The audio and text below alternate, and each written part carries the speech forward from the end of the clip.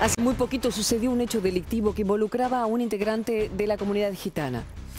En nuestro noticiero nos cuidamos mucho en no poner en un videograf o no hablar, como sí lo han hecho otros medios de comunicación, del gitano que hizo tal cosa. Como tampoco pondríamos del judío que hizo tal cosa, del cristiano que hizo tal cosa, del árabe. Hablamos entonces de cuestiones relacionadas con los gitanos para conocerlos más, ¿no? Y sacando cualquier tipo de estigmatización. Laurita Mayocchi, buen día, amiga. Buen día, Karin. Claro, mitos y leyendas, ¿no? Y verdades del pueblo gitano, como bien decís vos. El gitano, la mujer, sería exactamente lo mismo. Discriminar el todo por una sola parte que no hace a la cuestión y tiene que ver con una larga historia. Aquí estamos con Jorge Nedich, historiador argentino, pero también perteneciente a la comunidad gitana. Jorge, buen día. Una larga historia ha recorrido este pueblo gitano desde aquellos primeros tiempos que se profundizan en la historia hasta hoy con esta comunidad que también está aquí en la Argentina. ¿Cómo es el comienzo de la historia del pueblo gitano? Bueno, mira, en principio quería aclarar, soy escritor y docente. Y explicamos todo esto, ¿no? Claro, y desde ahí puedo dar una explicación al respecto y necesitaría un par de minutos para poner en contexto. Los gitanos tienen origen en la India, salen en el siglo X un grupo de músicos llamados Rom. El pueblo originario del pueblo gitano es Rom, que significa hombre que hace música. Cruzan toda la Arabia, llegan a Egipto, a África, están ahí dos o tres siglos, salen de ahí ya transformados por la cultura egipcia, llegan a Europa en 1312 precisamente, y cuando se les pregunta de dónde vienen, ellos responden que vienen de Egipto y son llamados egipcianos, egiptanos y finalmente gitanos. Y hoy el mundo los conoce como gitanos. En esa época, en toda Europa, comienzan a esclavizarlos. A partir de 1340 comienzan a ser esclavos y una vez que la esclavitud cesa, comienzan a ser siervos de la gleba. Muchos quedan trabajando con la nobleza europea y otros quedan en Rumania, en Bosnia precisamente, cuando Rumania gobernaba en el Imperio Austrohúngaro, cuando gobernaba toda esa región, y ahí estuvieron anclados mis ancestros, mis antepasados. Yo soy descendiente de esclavos. Fueron liberados esos gitanos en 1868 a pedido de toda la comunidad europea. Cuando obtienen la libertad, los pueblos se juntan de algún modo metafórico y se desconocen, porque ya 5 siglos y medio viviendo en Rusia, en Francia, en España, se habían transformado. Los habían transformado. Entonces ya no hablaban, por ejemplo, mis antepasados ya no hablan el romanés, hablaban la lengua rumana. Y los que habían estado con la nobleza les permitió conservar la lengua, los que fueron siervos de la gleba, ¿no? Y se conservó de ese modo el romanés.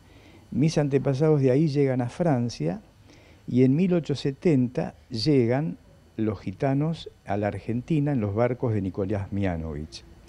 Desde 1870 hasta el presente, el pueblo gitano jamás fue incluido en los planes de escolaridad, de salud, vacunación, laborales. Siempre vivimos en el margen del margen. ¿Por qué la historia del pueblo gitano, ya sea en España, ya sea en Andalucía, ya sea en Argentina, en el resto del mundo, es siempre la historia de la libertad de su pueblo, pero la persecución de un otro sobre ellos, sobre ustedes en definitiva? Sí. Mira, eso tiene que ver con la idiosincrasia del pueblo gitano. Cuando los gitanos llegan a Europa, llegan practicando su religión natural.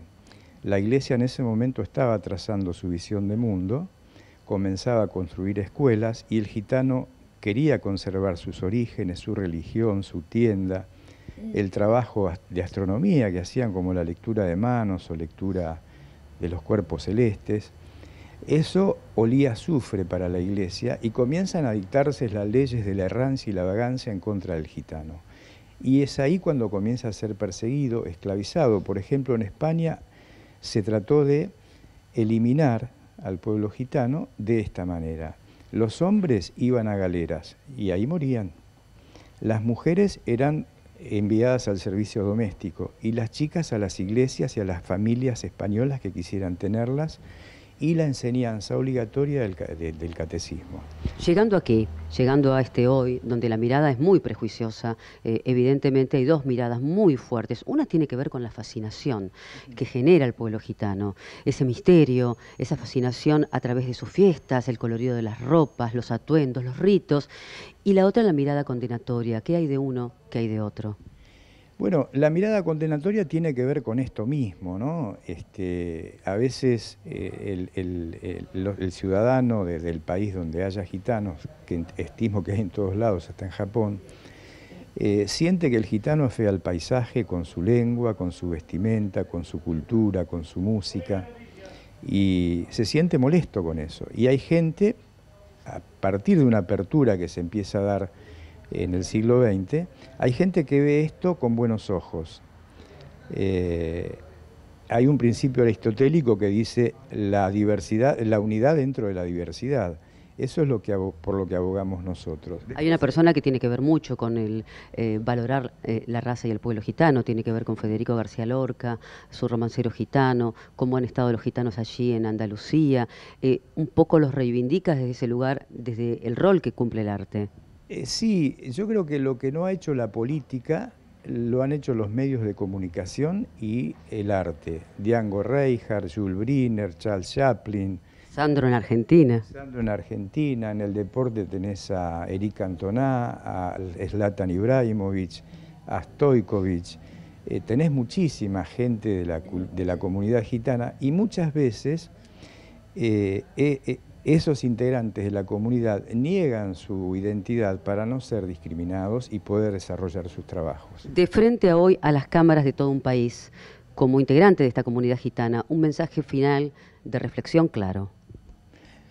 Sí, yo lamento mucho lo que ocurrió el 20 de marzo con esta familia que después de un accidente de tránsito sacó un arma y amenazó a la policía, que a su vez ellos dicen que querían llevarse las cosas que tenían en el baúl, eso está en discusión, pero también me preocupa cómo se fogoneó esto desde los medios, cómo se alentó el estereotipo y el racismo, y esto no nos favorece, ni como argentinos ni como gitanos.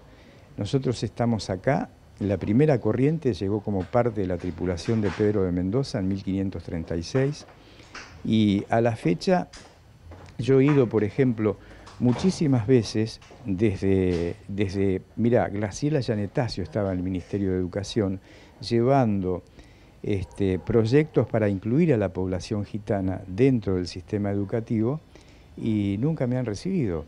¿Queda pendiente qué?